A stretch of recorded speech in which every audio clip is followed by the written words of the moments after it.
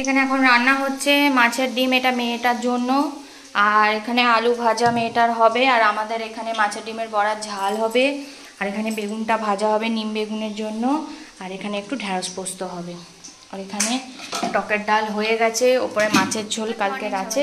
Happy Saturday সবাইকে। আজকে হচ্ছে সকালবেলা ঘুম থেকে উঠে বসে বসে প্রচুর শাড়ি রেখেছি, কারণ সামনেই পুজো আসছে, তো প্রচুর শাড়ি টাড়ি কিনবো, সেই জন্য পরে পকেট খালি করতে হবে।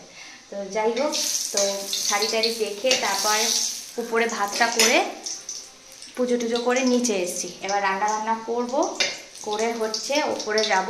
তার আগে এই খাবারটা দিয়ে দেবো, মেয়েটাকে মা খাইয়ে দেবে। ততক্ষণ আমি এই রান্নাগুলো কমপ্লিট করে তারপর ওপরে গিয়ে এসি চালিয়ে আরামসে বসে থাকবো। আর আজকে মেয়েটার নাচ আছে 6:30 থেকে। তো চলো দিনটাকে স্টার্ট করা যাক। আই হোপ তোমাদের এই ছোটো ছোটো ব্লগগুলো দেখতে খুব ভালো লাগে। তো চলো দিনটাকে স্টার্ট করি। এখানে হয়ে গেছে, আর এখানে ভাত গরম হচ্ছে। কালকের একটু ভাত ছিল, এখানে ঢ্যাঁড়স পোস্ত হচ্ছে, টকের ডাল হয়ে গেছে। এইটা গরম করব, আর ওই কড়াতে একটু নিম বেগুনটা ভাজবো, ব্যাস হয়ে যাবে। নিম বেগুন ভাত, এখানে হচ্ছে ডিমের ঝাল, মাছের ডিমের ঝাল। এখানে কি আছে?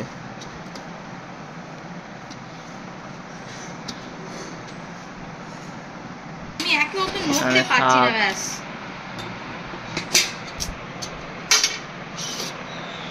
ঢ্যাঁড়স পোস্ত, এটা এখানে আয়, সরো। Good evening. তো এখন মায়ের ফেশিয়াল তো এবারে আর করলো না, কারণ মায়ের যেহেতু চোখ অপারেশন আছে বলে, ওই জন্য।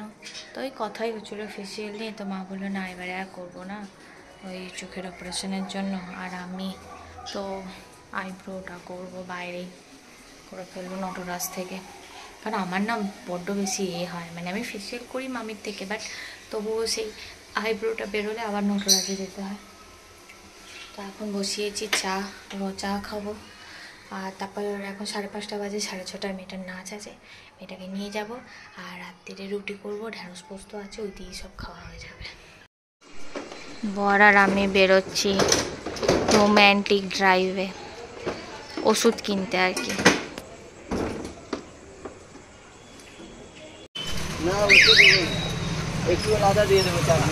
হ্যাঁ হ্যাঁ দাও, চাটনি দাও আলাদা।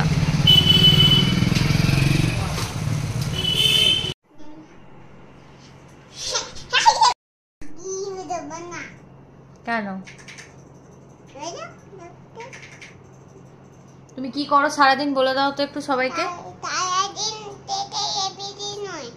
সারাদিন এবিসিডি পড়ে না, তারপরে কি